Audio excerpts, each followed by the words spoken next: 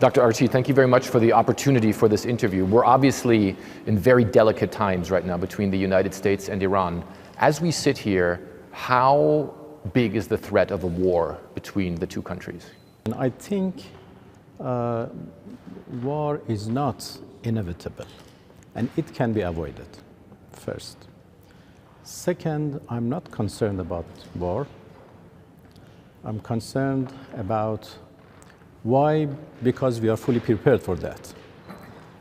We are prepared even more than before the 12-day war. And I believe that the best way to prevent a war is to be prepared for that. So when I say that we are prepared for the war, it doesn't mean that we want war, but we want to prevent the war. So I'm not concerned about war.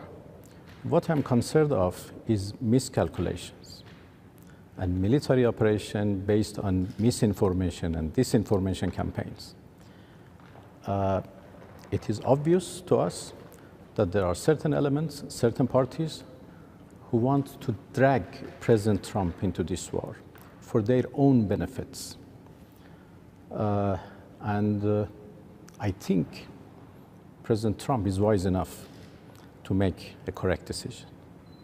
One of the ways to prevent miscalculations is for direct talks. The United States has said that it wants direct talks with Iran. How can a meaningful negotiations process be jump-started right now? A meaningful negotiation should be based on trust. And unfortunately, we have lost our trust to the United States as a negotiating partner. And the reason is obvious. We negotiated in 2015. Everybody celebrated that when we concluded the deal JCPOA, and the US withdrew with no justification. That belongs to 10 years ago. Let's talk about last year, only 10 months ago, when in June we decided to negotiate with the United States. And we were negotiating when they had decided to attack us. First is Israel, and then the US joined. So we don't have any good experience, any positive experience of talking with Americans. And in order to have a meaningful negotiation, we need to overcome this mistrust. There are now some intermediators, some friendly countries in the region who are trying to build this confidence. It is difficult, but they are trying. So I see the possibility of another talk if the US negotiation team follows what President Trump said, to come to a fair and equitable deal to ensure that there is no nuclear weapons. This is what he said in one of his latest posts. So if that is the case, I'm confident that we can achieve a deal. So if this confidence is built, if you get to that stage, you are ready and willing to sit down directly with the American side, with someone like Witkoff, and talk? No, the question of directly and indirectly is something else. That is the form of negotiation, and we have to. But that's what they say. They want that. Yes, but we have to take care of the substance of negotiation, and that is more important. We need to have confidence, and I don't think we can come to a point that the full confidence is restored, but at least some sort of confidence.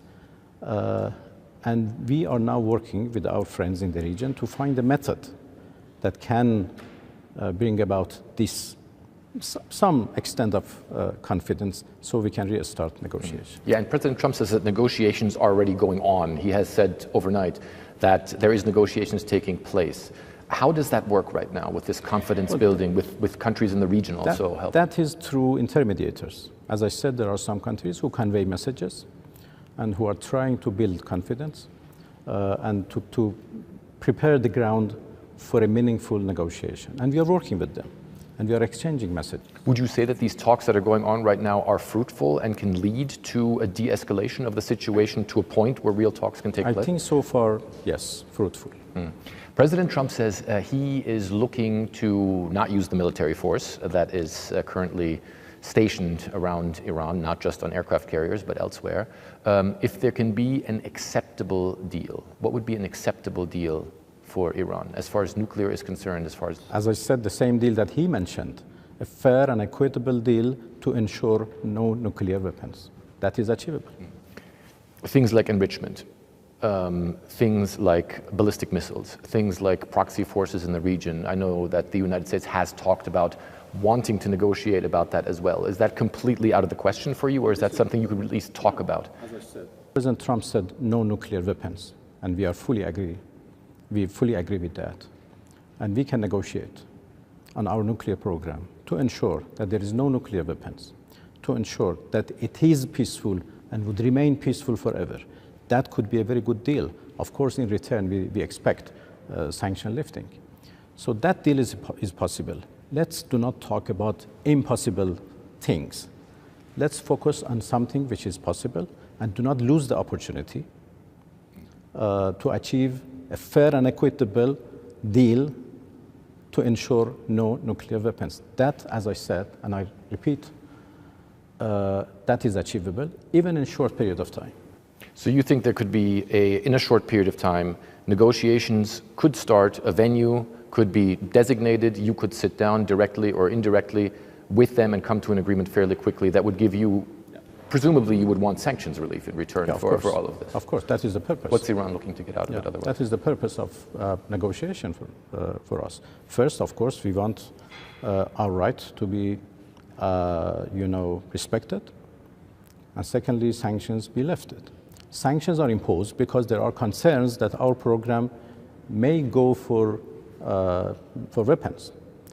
As far as we are concerned, this is not the case. But we are ready to build confidence on our nuclear program. And of course, in return, we expect sanction lifting. And as I said, if enrichment, our right for enrichment is respected and recognized, and we can continue our enrichment for peaceful purposes, then every details of that is negotiable. And we can sit together in any forum and come to a conclusion. That is my belief. Iran is obviously a very powerful country in this region and also all the way into Europe and other places. The United States obviously has a lot of power here as well.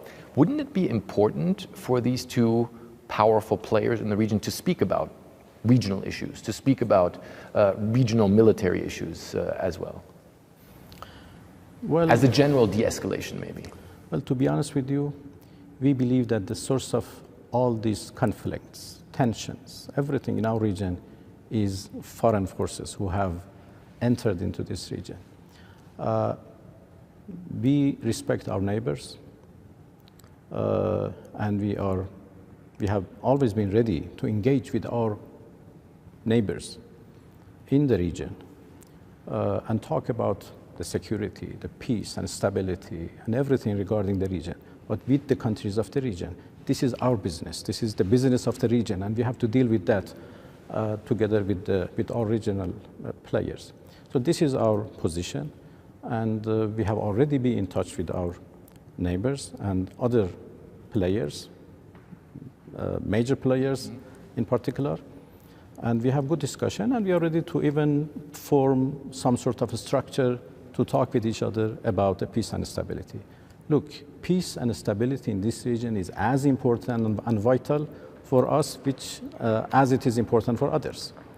We are a country next to the Persian Gulf, and that body of water is important for us to export our oil, to do business with others. Strait of Hormuz is very, very important also for us and for the whole world, and we have always kept it safe and have guaranteed safe passage thanks to the IRGC, who is protecting the safe passage and the freedom of navigation in the Persian Gulf and Sea of Oman and the Strait of Hormuz. And we continue to do so. And I hope that nothing would happen which interrupt that. What do you think the consequences would be if there was a full-on military confrontation between Iran and the United States? Because I know your military has changed its doctrine, that if there is a major attack, it would be considered existential for the Islamic Republic. What would that mean for the region here, which is prosperous, but at the same time volatile? Well, I don't believe that that would be an existential threat, but it would be a big threat for everybody. If war starts, that would be a disaster for everybody. In the previous war, we tried hard to limit the scope of war between Iran and Israel. This time, if it is between Iran and the US, since the US bases are spread all over the region, then inevitably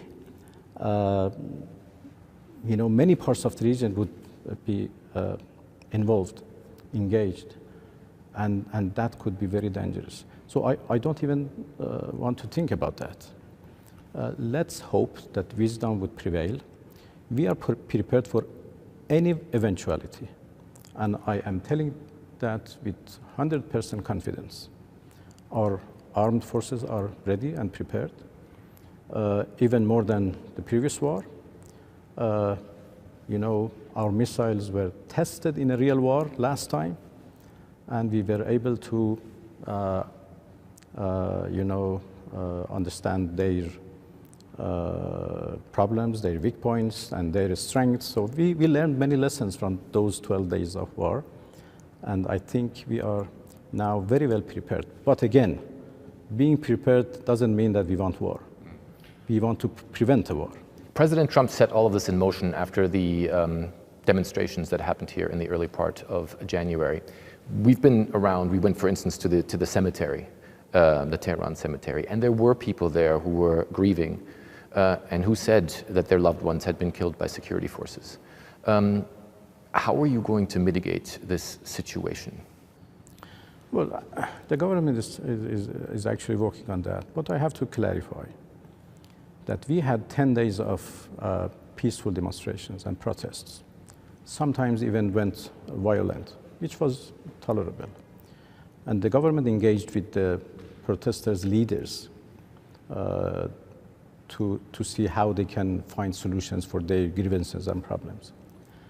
But since 8th of January to 10, these 3 days was completely different. We faced with a completely different story.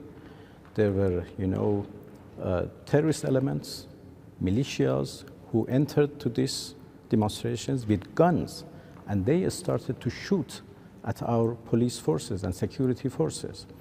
And we had no way but to confront them because they were equipped with different kinds of weapons. They received instructions from outside. As I said in my previous interviews, we consider these 3 days as the continuation of those 12 days of war. That was an operation led by Mossad from outside, and of course we crashed that operation, that Mossad operation. Unfortunately, a number of people were killed. Many of them was even killed by those elements who had the instruction to increase the number of deaths. Why? Because President Trump had said that if there is killing, he would come to rescue. And because of that, they started to increase the number of deaths, to tell him that, look, there are killings, come on, drag him into this war. And that was an Israeli plot. Those who have been killed is very unfortunate. The government has declared all of them as martyrs, except those elements which were either came from outside or received instructions from outside.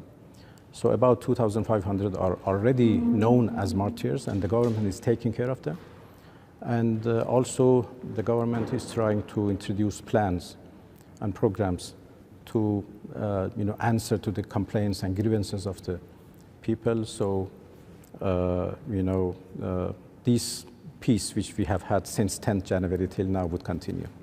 President Trump said he's also concerned about the rights of those who are in custody. As you know, he said that he believes that he prevented hangings from taking place here in Iran.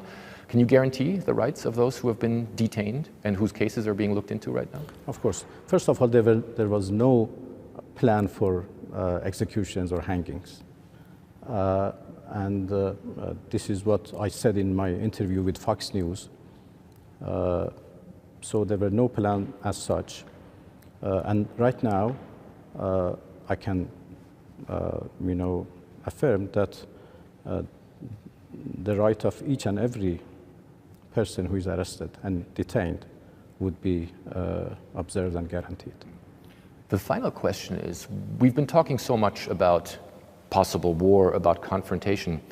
If you come to a solution with the Trump administration, what do you think it would mean for this region, for its stability, for the benefits of all people of the region? Of course, I do believe. I do believe that if we come to some sort of understanding and remove these misunderstandings, these miscalculations, these unnecessary concerns, then there is huge possibilities for economic cooperation between Iran and the United States, between Iran and its partners in the region. As a matter of principle, we have no problem to do business with American enterprises. You perhaps remember that after the JCPOA, we immediately signed a contract with Boeing to buy, I think, something more than 80 aircrafts. And the deal was signed, the contract was signed. So in principle, we have no problem for American enterprises to enter into our energy sector, to our transportation sector, or whatever. The United States has problem because of their primary sanctions against Iran. They don't let American companies to work with Iran unless they receive a special license or whatever. So if we can come to a deal and sanctions are lifted, I see huge opportunity for everybody to do business with Iran. We have a very, interesting energy industry, full of opportunities, and I see that for the benefit of the whole region. Thank you very much, sir. My pleasure. Thank you. Thank you.